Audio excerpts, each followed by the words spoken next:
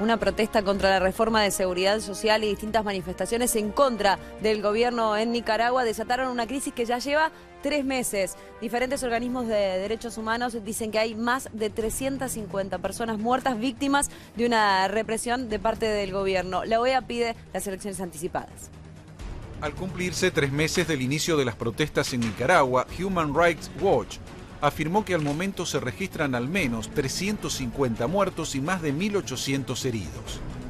A raíz del avance del conflicto, la Organización de Estados Americanos aprobó una resolución para pedir al régimen de Daniel Ortega que acepte la propuesta de la Iglesia Católica para adelantar las elecciones fijadas para 2021 en Nicaragua a marzo de 2019.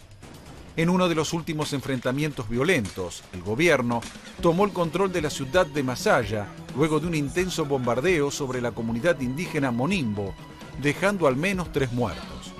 Las protestas sociales se iniciaron a mediados de abril, cuando cientos de personas salieron a las calles a repudiar la reforma del Instituto Nicaragüense de Seguridad Social, que propuso un aumento de las contribuciones de trabajadores y empresarios, junto a una retención del 5% a los jubilados.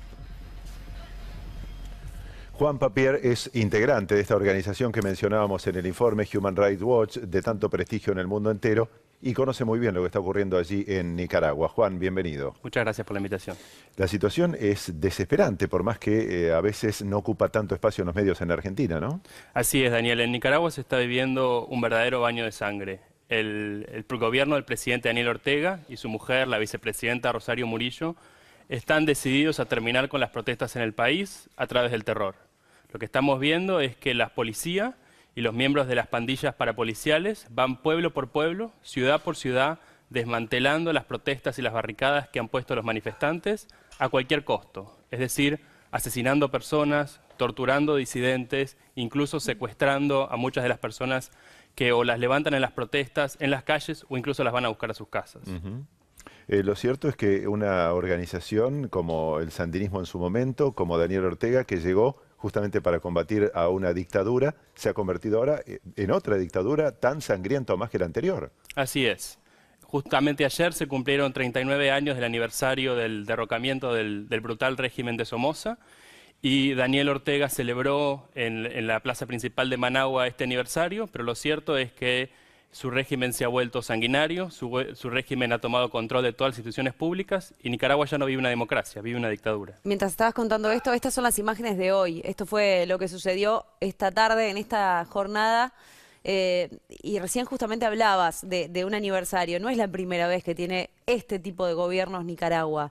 ¿Qué es lo que sucede en ese país concretamente para que vuelvan después de mucho tiempo a tener este régimen o si quieren, esta represión de parte del gobierno? Es difícil saber qué es lo que sucede puntualmente en Nicaragua. Lo cierto es que en América Latina hay muchos países con instituciones débiles y esas instituciones no pueden poner un freno a gobiernos autoritarios, ya sea el de Daniel Ortega en Nicaragua o el de Nicolás Maduro en la Argentina en este momento, o experiencias como las que ha vivido la Argentina en la última dictadura militar. Son países que no tienen instituciones fuertes, que no hay ninguna institución con la capacidad de poner un freno a los abusos y donde los gobernantes autoritarios se creen que su país es su propia finca, es su propiedad privada y ellos pueden hacer lo que quieran con su pueblo. Esta semana la OEA pidió urgente adelantamiento de las elecciones. Estamos viendo que varios países, sobre todo de Europa, prácticamente están cortando las relaciones con Nicaragua por las violaciones de derechos humanos. ¿Crees que esta presión internacional de manera diplomática puede cambiar algo o, por lo contrario, el gobierno de Ortega se va a mantener firme en esta represión? Daniel, esta presión internacional es muy importante. Como decía, esta semana hubo una condena de la OEA con 21 votos a favor, una mayoría abrumadora, incluyendo el voto de la Argentina, para condenar la represión en Nicaragua. Y esto es fundamental porque, como decía, en Nicaragua no hay instituciones que puedan poner freno a la represión y a los abusos. La única forma de poner freno a estos abusos es con la presión internacional y en eso la OEA cumple un rol fundamental. Pero hay que esperar también condenas de Naciones Unidas y de otros organismos internacionales para lograr que el régimen de Ortega cese con esta represión brutal. Recién cuando presentábamos el informe hablábamos de más de 350 personas muertas después de estos días.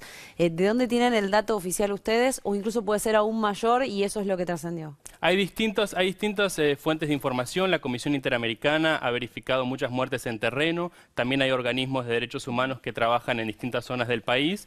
Y en función de esos datos que vamos recibiendo directamente del terreno en Nicaragua, nosotros hemos verificado estos centenares de muertos, más de 2.000 heridos y muchas personas que han sido secuestradas. Juan, recién cuando hacías un resumen decías en Nicaragua y en otros países latinoamericanos. ¿Estás pensando, por ejemplo, en Venezuela? ¿Hay una comparación, hay un paralelismo entre lo que ocurre en Nicaragua y en Venezuela? Hay puntos similares claramente. En Nicaragua y en Venezuela, durante el gobierno primero de Chávez y después de Maduro, el Poder Ejecutivo tomó control de todas las autoridades, las instituciones públicas. Y eso le permite después, cuando hay protestas, cuando hay disidencias, reprimir brutalmente con plena impunidad. Eso es un punto muy similar entre lo que ocurrió el año pasado en Venezuela y lo que ocurre ahora en Nicaragua.